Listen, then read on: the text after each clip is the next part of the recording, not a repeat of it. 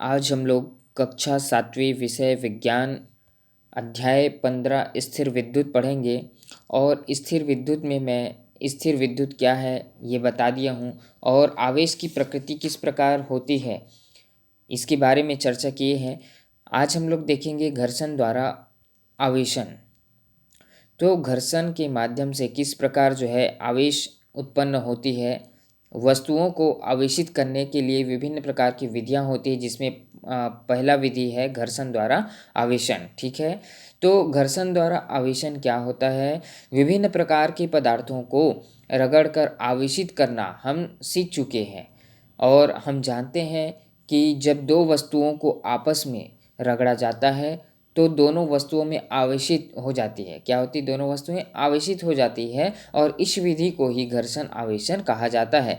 चलिए यहाँ पर देख सकते हैं चित्र में एक व्यक्ति जो है चेयर में बैठे हुए हैं, और दो व्यक्ति जो है एक पीछे से उस चेयर को क्या कर रही हैं, कपड़े के माध्यम से हवा दे रही हैं, दूसरा टच कर रही हैं। तो इससे क्या होती है? घर्षण हो रही है, और घर्षण के माध्यम से आवेश उत्पन्न हो रही हैं।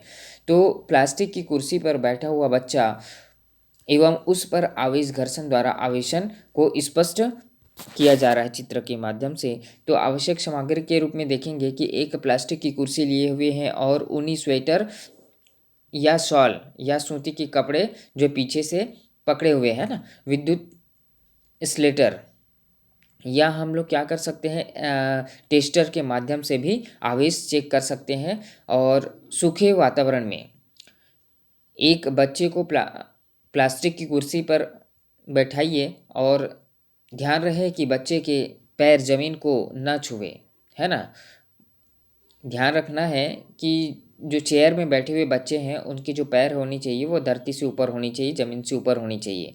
और कुर्सी की पीठ को, जो कुर्सी है उसके पीछे साइड के देखेंगे, तो उन्हीं स्लेटर या फिर शॉल या सूती कपड़े से 8 या 10 बार क्या करेंगे, हम लोग रगड़ेंगे। और अब कुर्सी पर बैठे हुए बच्चे के शरीर पर स्लेटर लगा कर देखेंगे कि आपने क्या देखा। तो कुर्सी पर बैठे जो बच्चे होते हैं उसे दूसरे जो व्यक्ति होते हैं छूने पर चट चट की आवाज़ आती है, और साथ ही बिजली का झटका लगता है। और इसका क्या कारण हो सकता है? क्यों क्यों ऐसा होता है? तो प्लास्टिक की जो कुर्सी होती है, प्लास्टिक की कुर्सी को ऊनी स्वेटर और शाल सूती के कपड़े से रगड़ने पर जो आवेश उत्पन्न होता है, वो आवेश क्या होती है? वो आवेश होती है घर्षण आवेश, है ना।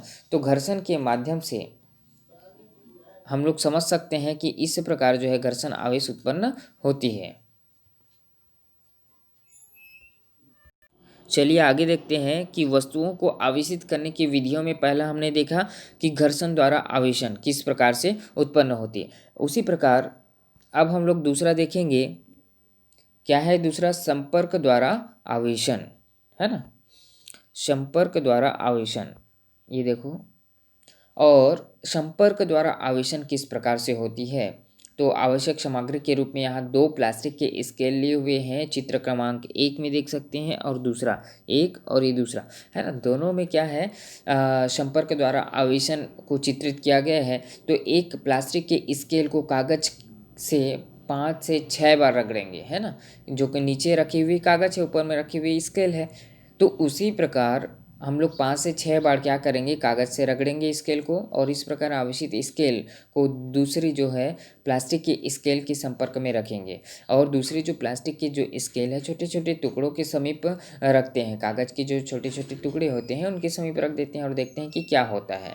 तो यहाँ पर संपर्क में जितने कागज़ रहते हैं वो प्लास्टिक की स्केल से क्या हो जाते हैं, चिपक जाते हैं।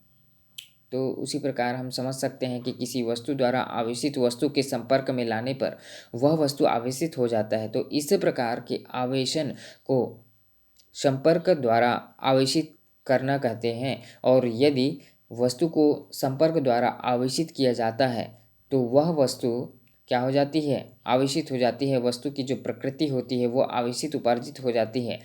और धातुओं से बनी हुई जो वस्तुएं होती है आवेशित करना कठिन होता है, क्योंकि इसमें उत्पन्न आवेश मानव शरीर से संकर्षित होने के कारण पृथ्वी में चला जाता है। हम लोग तीसरा बात करें तीसरा क्या होती है, प्रेरण द्वारा आवेशन।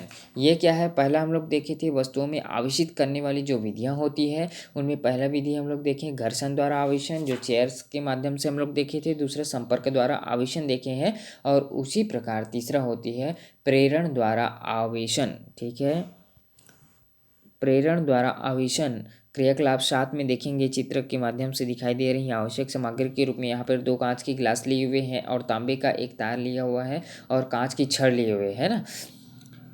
मिठाई के उपयोग होने वाले चांदी के एक वर्क जैसे कि 2 सेंटीमीटर लंबा और 1/2 सेंटीमीटर चौड़ा लिए हुए हैं और रेशम का कपड़ा पेंसिल लिए हुए हैं। चित्र के माध्यम से देख सकते हैं कि तांबे के तार को विद्युत रोधी लेप लगाकर 5 इंच का तार का टुकड़ा लिए हुए हैं।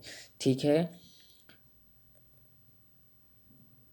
यहाँ पर देखो पेंसिल हाथ में क्या रखे हुए हैं, पेंसिल रखे हुए हैं, है ना।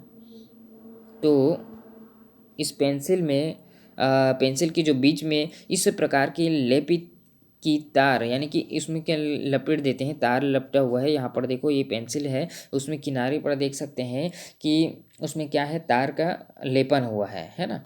तो एक सिरे में क्या है, पेंसिल के लंबवत ऊपर की ओर और दूसरा जो सिरा होती है और उस सिरे को सीधे में नीचे की ओर रखते हैं और तार के नीचे वाले जो सिरे होते हैं जो गिलास के भीतर है मोड़कर हुक बना दिया जाता है और उस हुक के माध्यम से अब हम चांदी की पत्ती का टुकड़ा लेकर मोड़कर हुक बना लिया जाता है और इस प्रकार हुक में लटका दिया जाता है। तो फर्स्ट में क्या है, चित्र में देखेंगे, फर्स्ट चित्र में क्या दिखा दे रही है, लटकी हुई अनावेशित पत्तियां हैं, इसमें कोई आवेश नहीं है। और दूसरा चित्र में हम लोग देखेंगे कि इसमें प्रेरण के क्या हो रही है, प्रेरण के प्रभाव में फैली हुई आवेशित पत्तियां।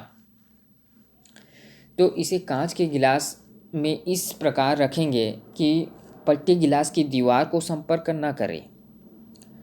अब कांच की जो छड़ है उसमें रेशम के कपड़े से रगड़कर इस उपकरण के दूसरे सिरे के निकट लाएंगे, जिससे हम देखेंगे कि आवेशित छड़ को इस उपकरण के निकट लाने से ही विद्युत दर्शी के तार का जो ऊपरी सिरा होता है ऋण आवेशित और दूसरा सिरा धन आवेशित होता है।